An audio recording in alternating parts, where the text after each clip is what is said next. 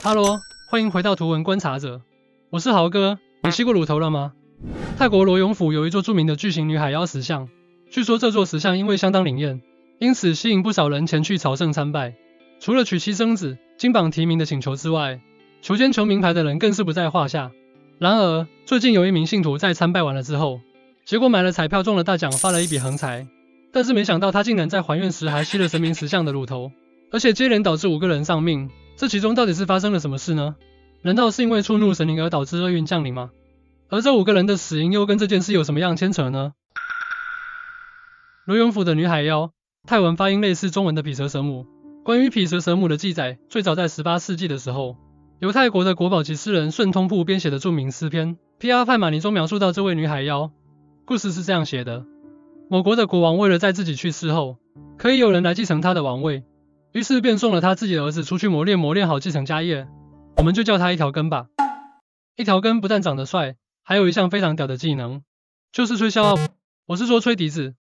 而且他这个笛子可不是一般的笛子，不但吹一吹会让人昏昏欲睡，更拥有夺人性命的力量，可以说是相当可怕。某天当一条根走到海边的时候，忽然涌现一股感觉，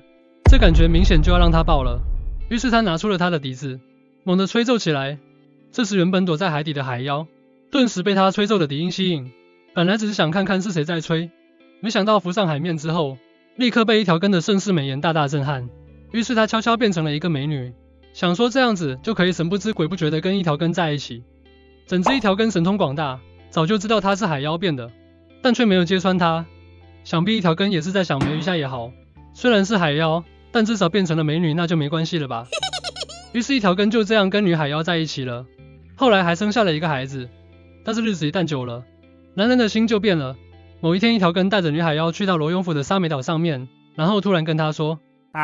宝贝，我忘记带泳裤了，我回家拿。于是就把女海妖一个人丢在岛上绕跑了。在女海妖意识到自己被抛弃了之后，伤心的她因此失去了美貌，变回了海妖。但接下来更要命的是，一条根在跑上了岸之后，拿出了笛子，就是一阵狂吹，一下就直接要了女海妖的命。我们的女海妖可以说是一个悲剧性的人物，本以为是自己用欺骗换得了爱情，却不知自己才是在骗局中被狠狠的刺伤，甚至连命都赔了进去，可以说是十足的爱情脑。不过这个故事后来被世人逐渐传开，渐渐的就成为了永志不渝、坚定不移的爱情象征。于是沙美岛上的岛民为了纪念这段凄美的爱情故事，因此就在海边设立了巨型石像，而我们的女海妖从此就成为世人供奉的对象。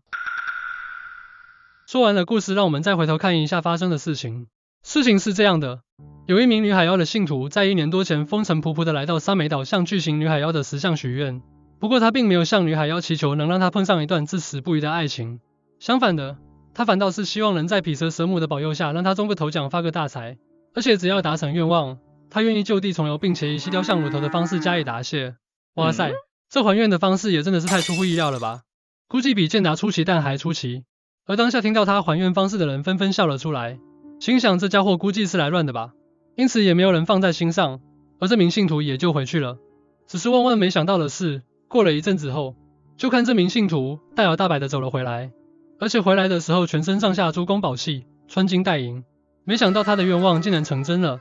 而且他不但恭恭敬敬的对巨型女海妖石像好好的膜拜了一番，同时他也信守承诺，一箭步爬了上去，在众目睽睽之下吸了石像的乳头。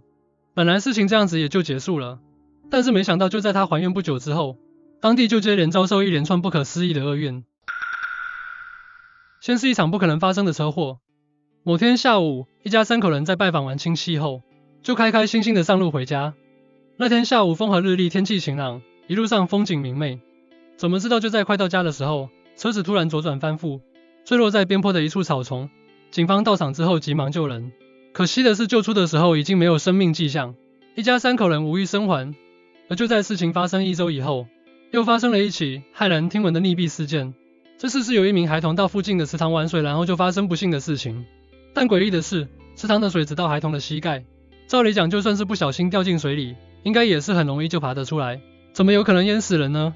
而可怕的是，这些案件就发生石像附近，种种的巧合让人不禁猜想，是不是因为这位信徒不当的行径，才导致周围无辜的人一一的被夺去性命？不过猜归猜，这些事件的确在当地引发了不小的骚动。毕竟根据当地民众的说法，用完愿望实现以后，信徒顶多是请人来跳跳舞，或是献上什么特殊的贡品来表示感谢，从来就没有人像这样当场就清了石像的乳房，这实在是天大的不敬啊！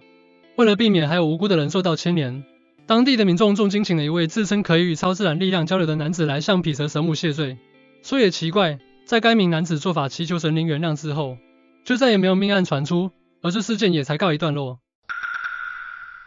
所以无论是美女还是海妖，又或者是杜撰还是传闻，下次如果有机会到泰国罗永府的话，不妨带着一颗虔诚的心，好好的凭吊一下这凄美的爱情故事吧。